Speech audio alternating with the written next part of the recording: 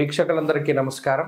జనవరి నెల 26వ తారీఖు లగాయితూ ఫిబ్రవరి 1వ తారీఖు ఉండేటువంటి గ్రహగతుల ఆధారంగా ద్వాదశ రాశుల వారికి ఈ వారం ఏ విధమైనటువంటి శుభాశుభ ఫలితాలు కలగబోతూ ఉన్నాయో ఈ కార్యక్రమం ద్వారా తెలుసుకుందాం. కుంభరాశి వారికి సాధారణమైనటువంటి గ్రహస్థితి గోచరిస్తూ ఉన్నది. రాశ్యాత్తు 2వ స్థానంలో ఉండేటువంటి శుక్ర రాహువుల యొక్క అనుకూలత, అలాగే చంద్రబలం, ఈ మూడు కూడా ప్రధానంగా యోగించేటువంటి గ్రహాలు.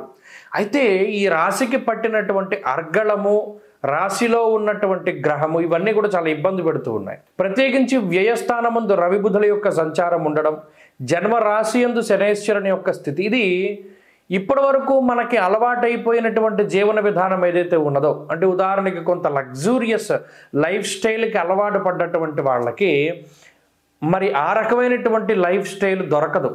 అంటే గతంలో అంత సంపాదన వచ్చేది కాబట్టి అంత ఖర్చు పెడుతూ వెళ్ళేవారు.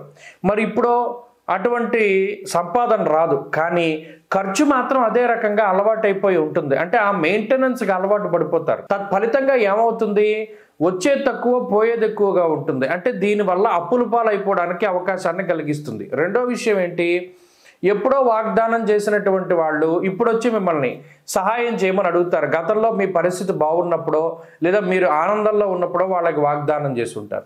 వాళ్ళు ఇప్పుడు వచ్చి మాకు ఇప్పుడు సహాయం చేయమంటే అసలు ఇప్పుడే పరిస్థితి కొంత ఇబ్బందికరంగా మారుతూ ఉంటుంది. అంటే ఉద్యోగంలో ఒడిదుడుకులో, వ్యాపారంలో ఇబ్బందో, ఇదే వచ్చి డీలా పడిపోతూ ఎలాగా మనం గెటాన్ అయ్యేటటువంటిది అని ఆలోచించుకుంటూ ఉంటారు. ఇప్పుడు వాళ్ళు వచ్చి మీరు సహాయం చేస్తారా లేదా అని కూర్చుంటారు. అంటే మూలిగే నక్క మీద తాటిపండు పడ్డట్టు అంటారు దీన్ని. ఇలా ఏంటి అంటే అనుకోనటువంటి సమస్యలు, ఇవేం పెద్ద ప్రమాదకరమైనవి కాదు, కానీ వీటి వల్ల ఏమవుతుంది, ఆలోచనలు పెరుగుతాయి. మనం ఇది ఎలా చేయాలి, అది ఎలా చేయాలి అనేటువంటి ధోరణి. ప్రత్యేకించి అదృష్టం అనేటువంటిది చాలా తక్కువగా ఉంటుంది. అందులోనూ కుజుడు యొక్క బలం కూడా తగ్గిపోవడం వల్ల ఏమవుతుంది అంటే ఇప్పటి వరకు తొక్కుపెట్టి ఉంచినటువంటి శత్రువులు ఒక్కసారిగా పైకి లేస్తారు.